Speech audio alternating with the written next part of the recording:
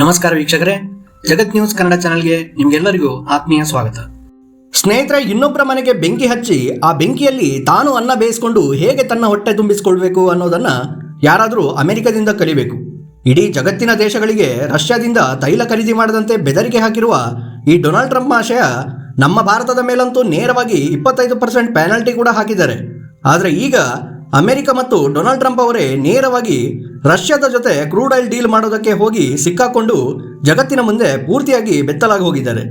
American ಕಂಪನಿಗಳು ಮತ್ತು ತನ್ನ ವೈಯಕ್ತಿಕ ಲಾಭಕ್ಕಾಗಿ ಶತ್ರುಗಳ ಜೊತೆಗೂ ಕೈ ಜೋಡಿಸಲು ಹೇಸದ ಡೊನಾಲ್ಡ್ ಟ್ರಂಪ್ ಅವರಂತಹ ಮನುಷ್ಯನನ್ನು ನಂಬೋದು ಯಾವುದೇ ದೇಶಕ್ಕೆ ತುಂಬಾನೇ ಅಪಾಯಕಾರಿ. ಸ್ನೇಹಿತರೆ, ಅಮೆರಿಕ ಮತ್ತು ಯುರೋಪಿಯನ್ ದೇಶಗಳು ರಷ್ಯಾದ ಶತ್ರು ದೇಶಗಳು ಅನ್ನೋದು ನಿಮ್ಮಲ್ಲಿ ಯಾರ್ದಾದ್ರೂ ಮನಸ್ಸಲ್ಲಿದ್ದರೆ ನಿಮಗೆ ಒಂದು ಮಾತನ್ನು ಸ್ಪಷ್ಟವಾಗಿ ಹೇಳ್ತೀನಿ ಕೇಳಿ. ರಷ್ಯಾ ಯುಕ್ರೇನ್ ಯುದ್ಧ ಶುರುವಾದ ನಂತರವೂ ಕೂಡ ಚೀನಾವನ್ನು ಬಿಟ್ಟರೆ ರಷ್ಯಾದೊಂದಿಗೆ ಅತಿ ಹೆಚ್ಚು ವ್ಯಾಪಾರ ಮಾಡ್ತಾ ಇರೋದು ಅಮೆರಿಕ ಮತ್ತು ಯುರೋಪಿಯನ್ ದೇಶಗಳು. ಟ್ಯಾರಿಫ್ ವಾರ್ ನಡೀತಾ ಇರೋ ಈ ಹೊತ್ತಲ್ಲೂ ಕೂಡ ಅಮೆರಿಕ ಮತ್ತು ಯುರೋಪಿಯನ್ ದೇಶಗಳು ಬಿಲಿಯನ್ಸ್ ಆಫ್ ಡಾಲರ್ ಮೊತ್ತದ ಟ್ರೇಡಿಂಗ್ ಅನ್ನು ರಷ್ಯಾ ದೇಶದ ಜೊತೆಗೆ ನಿರಂತರವಾಗಿ ಮಾಡ್ತಾನೆ ಇವೆ. ಆದರೆ ಭಾರತ ಮಾತ್ರ ರಷ್ಯಾದ ಜೊತೆಗೆ ವ್ಯಾಪಾರ ವಹಿವಾಟುಗಳನ್ನು ನಿಲ್ಲಿಸಬೇಕು.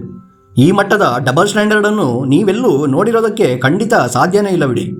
ಆದರೆ ಈಗ ಅಮೆರಿಕದ ಅತಿದೊಡ್ಡ ಡಬಲ್ ಸ್ಟ್ಯಾಂಡರ್ಡ್ ಒಂದು ಜಗತ್ತಿನ ಎಲ್ಲ ದೇಶಗಳ ಮುಂದೆ ಅದರ ಮಾನ ಹರಾಜು ಆಗುವ ಹಾಗೆ ಮಾಡಿದೆ.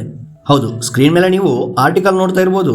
ಅಸಲಿಗೆ ಅಮೆರಿಕದ ಅತಿದೊಡ್ಡ ಆಯಿಲ್ ಆ್ಯಂಡ್ ನ್ಯಾಚುರಲ್ ಗ್ಯಾಸ್ ಕಂಪನಿಯಾದ ಎಕ್ಸಾನ್ ಮೊಬೈಲ್ ಮತ್ತು ರಷ್ಯಾದ ಅತಿದೊಡ್ಡ ಆಯಿಲ್ ಆ್ಯಂಡ್ ನ್ಯಾಚುರಲ್ ಗ್ಯಾಸ್ ಕಂಪನಿಯಾದ ರೋಸ್ ನೆಫ್ಟ್ ಕಂಪನಿಯ ಜೊತೆಗೆ ರಷ್ಯಾದ ಸಕಾಲಿನ್ ಆಯಿಲ್ ಫೀಲ್ಡ್ನಲ್ಲಿ ಕಚ್ಚಾ ತೈಲವನ್ನು ಹೊರತೆಗೆಯುವ ಕೆಲಸಕ್ಕೆ ನಮ್ಮ ಎಕ್ಸಾನ್ ಮೊಬೈಲ್ ಕಂಪನಿಗೆ ಪಾರ್ಟ್ನರ್ಶಿಪ್ ನೀಡುವಂತೆ ಕೋರಿ ಅಮೆರಿಕ ದೇಶ ರಷ್ಯಾದ ಜೊತೆಗೆ ಗುಪ್ತವಾಗಿ ಬ್ಯಾಕ್ ಚಾನೆಲ್ನ ಮುಖಾಂತರ ಮಾತುಕತೆಗಳನ್ನು ನಡೆಸ್ತಾ ಇತ್ತು. ಈ ಡೀಲ್ ಅದೆಷ್ಟು ದೊಡ್ಡದು ಅಂದರೆ ರಷ್ಯಾದ ಅಧ್ಯಕ್ಷ ವ್ಲಾದಿಮಿರ್ ಪುತಿನ್ ಅವರು ಅಲಾಸ್ಕಾದಲ್ಲಿ ಅಮೆರಿಕದ ಅಧ್ಯಕ್ಷ ಡೊನಾಲ್ಡ್ ಟ್ರಂಪ್ ಅವರನ್ನು ಭೇಟಿಯಾಗಿದ್ದ ವೇಳೆ ಈ ಡೀಲ್ನ ಕುರಿತಾಗಿ ಮಾತುಕತೆಗಳನ್ನು ಕೂಡ ನಡೆಸಿದ್ರು ಅಂತ ಹೇಳಲಾಗ್ತಾ ಇದೆ. ಆದರೆ ಈ ಒಂದು ಸೀಕ್ರೆಟ್ ಡೀಲ್ನ ಸಂಪೂರ್ಣ ಮಾಹಿತಿಗಳನ್ನು ಈಗ ಅಮೆರಿಕದ ಡೊನಾಲ್ಡ್ ಟ್ರಂಪ್ ಅವರ ನೀತಿಗಳನ್ನು ವಿರೋಧಿಸುವ ಅಮೆರಿಕದ ಕೆಲ ಮಾಧ್ಯಮಗಳೇ ಈಗ ಜಗತ್ತಿನ ಮುಂದೆ ಈ ಸತ್ಯವನ್ನು ಹೊರಹಾಕಿವೆ. ಅಮೆರಿಕದಿಂದ ಲೀಕ್ ಆಗಿರುವ ಈ ಒಂದು ಸುದ್ದಿ ಇದೆಯಲ್ಲ, ಇದು ಇಡೀ ವರ್ಲ್ಡ್ ಮೀಡಿಯಾಗಳಲ್ಲಿ ಈಗ ಅಮೆರಿಕ ಮತ್ತು ಡೊನಾಲ್ಡ್ ಟ್ರಂಪ್ ಅವರ ಈ ಒಂದು ಡಬಲ್ ಸ್ಟ್ಯಾಂಡರ್ಡ್ ಬಗ್ಗೆ ತೀವ್ರ ವಿರೋಧಕ್ಕೆ ಕಾರಣ ಆಗಿದೆ. ಸ್ನೇಹಿತರೆ, ಈಗ ನಿಮಗೆಲ್ಲ ಅರ್ಥ ಆಗಿರ್ಬೋದು, ಭಾರತ ರಷ್ಯಾದಿಂದ ಕ್ರೂಡ್ ಆಯಿಲ್ ಖರೀದಿ ಮಾಡ್ತಾ ಇದೆ, ಅದಕ್ಕಾಗಿ ನಾವು ಭಾರತದ ಮೇಲೆ ಅಡಿಷನಲ್ ಟ್ಯಾರಿಫ್ ಕೂಡ ಹಾಕ್ತಾ ಇದ್ದೀವಿ ಅಂತ ಡೊನಾಲ್ಡ್ ಟ್ರಂಪ್ ಅವರು ಹೇಳಿರೋದು ಕೇವಲ ಒಂದು ನೆಪ ಮಾತ್ರ ಅನ್ನೋದು. ಡೊನಾಲ್ಡ್ ಟ್ರಂಪ್ ಒಬ್ಬ ಬಿಸ್ನೆಸ್ ಮ್ಯಾನ್. ಭಾರತ ರಷ್ಯಾದಿಂದ ತೈಲ ಖರೀದಿ ಮಾಡದಂತೆ ತಡೆದು ರಷ್ಯಾ ಯುಕ್ರೇನ್ ಯುದ್ಧವನ್ನು ನಿಲ್ಲಿಸುವ ಬಗ್ಗೆ ಅವರಿಗೆ ಯಾವುದೇ ಆಸಕ್ತಿ ಇಲ್ಲ. ಅಸಲಿಗೆ ಅವರ ಆಸಕ್ತಿ ಇರೋದು ಭಾರತದ ಆಯಿಲ್ ಕಂಪನಿಗಳು ರಷ್ಯಾದಲ್ಲಿ ತನ್ನ ವಹಿವಾಟುಗಳನ್ನು ಮಾಡೋದನ್ನು ತಡೆದು ಆ ಡೀಲನ್ನು ಅಮೆರಿಕದ ಆಯಿಲ್ ಕಂಪನಿಗಳಿಗೆ ಸಿಗುವಂತೆ ಮಾಡಿ ತನ್ನ ಜೇಬನ್ನು ತುಂಬಿಸಿಕೊಳ್ಳುವುದೇ ಅವರ ಪರಮವಾದ ಉದ್ದೇಶ. ಹೌದು, ಡೊನಾಲ್ಡ್ ಟ್ರಂಪ್ ಅವರು ಜಗತ್ತಿನ ಮುಂದೆ ಮಾಧ್ಯಮಗಳಲ್ಲಿ ಹೇಳೋದಕ್ಕೂ ಒಳಗೊಳಗೆ ತೆರೆಮರೆಯಲ್ಲಿ ಮಾಡುವ ಡೀಲ್ಗಳಿಗೂ ಅಜಗಜಾಂತರವಾದ ವ್ಯತ್ಯಾಸ ಇದೆ.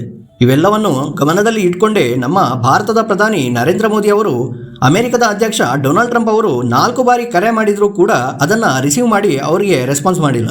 ನರೇಂದ್ರ ಮೋದಿ ಅವರಿಗೂ ಚೆನ್ನಾಗಿ ಗೊತ್ತು, ಈ ಮನುಷ್ಯನ ಟಾಪ್ ಫ್ಲೋರ್ ಇದೆಯಲ್ಲ ಅದು ಶೇಕ್ ಆಗಿಬಿಟ್ಟಿದೆ ಮತ್ತು ಈಗ ಅವರನ್ನು ಆಟ ಆಡಿಸುವುದಕ್ಕೆ ಇದು ಸರಿಯಾದ ಸಮಯ ಅನ್ನೋದು. ಒಬ್ಬ ಅಹಂಕಾರಿ ವ್ಯಕ್ತಿ ನಿಮ್ಮನ್ನು ಅವಮಾನ ಮಾಡಿದಾಗ ನೀವು ಅವನನ್ನು ಜಸ್ಟ್ ಇಗ್ನೋರ್ ಮಾಡಿದರೆ ಆ ಮನುಷ್ಯ ತನಗೆ ತಾನೇ ಅವಮಾನ ಮಾಡಿಕೊಂಡ ಹಾಗಾಗುತ್ತೆ. ಅಲ್ಲ ಕಣ್ರಿ, ನಮ್ಮ ಭಾರತದ ಮೇಲೆ 50% ಟ್ಯಾರಿಫ್ ಹಾಕಿ ನಮ್ಮ ಭಾರತದ ಎಕಾನಮಿ ಸತ್ತೋಗಿದೆ ಅಂದಿದ್ದವರು ನೀವೇ. ನಿಮ್ಮ ಪಾಲಿಗೆ ಸತ್ತು ಹೋಗಿರುವ ನಮ್ಮ ಭಾರತಕ್ಕೆ ಈಗ ಮತ್ತೆ ಮತ್ತೆ ಕಾಲ್ ಮಾಡುವ ದಾರಿದ್ರ್ಯತೆ ನಿಮ್ಗೆ ಯಾಕೆ ಬಂತಪ್ಪ ಅಂತ ಹೋಗಿ ಜಗತ್ತಿನ ನಂಬರ್ 1 ಎಕಾನಮಿ ಆಗಿರುವ ನಿಮ್ಮ ಗೆಳೆಯ ಇದ್ದಾನಲ್ಲ ಪಾಕಿಸ್ತಾನ, ಅವರಿಗೆ ಕಾಲ್ ಮಾಡಿ ಅಲ್ಲಿ ನಿಮ್ಮ ಕಂಪನಿಗಳನ್ನು ಕರೆಸಿ ಆಯಿಲ್ ಡ್ರಿಲ್ ಮಾಡಿಸಿ. ನಮ್ಮ ಭಾರತದ ಮಿತ್ರ ದೇಶವಾದ ರಷ್ಯಾದಲ್ಲಿ ನಿಮ್ಗೇನು ಕೆಲಸ ಅಂತ. ತನ್ನ ಸ್ವಾರ್ಥ ಮತ್ತು ಲಾಭಕ್ಕಾಗಿ ಶತ್ರು ದೇಶದೊಂದಿಗೂ ಕೈ ಜೋಡಿಸುವ ನಿಮ್ಮಂತಹ ದೇಶವನ್ನು ಕಟ್ಕೊಂಡು ನಾವ್ಯಾಕೆ ಗುಂಡಿಗೆ ಬೀಳಬೇಕು ಹೇಳಿ. ಸ್ನೇಹಿತರೆ, ಅಷ್ಟೇ ಅಲ್ಲ, ಈ ಡೊನಾಲ್ಡ್ ಟ್ರಂಪ್ ಆಶಯ ಈಗ ಚೀನಾದ ಮೇಲೆ ಕೂಡ ಮತ್ತೆ 200% ಟ್ಯಾರಿಫನ್ನು ಹಾಕೋದಾಗಿ ಬೆದರಿಕೆ ಕೂಡ ಹಾಕಿದ್ದಾರೆ. ಈ ಬಗ್ಗೆ ನಾನು ನಿಮಗೆ ನನ್ನ ಮುಂದಿನ ವಿಡಿಯೋದಲ್ಲಿ ಹೇಳ್ತೀನಿ.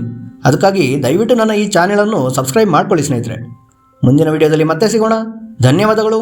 ಜೈ ಹಿಂದ್.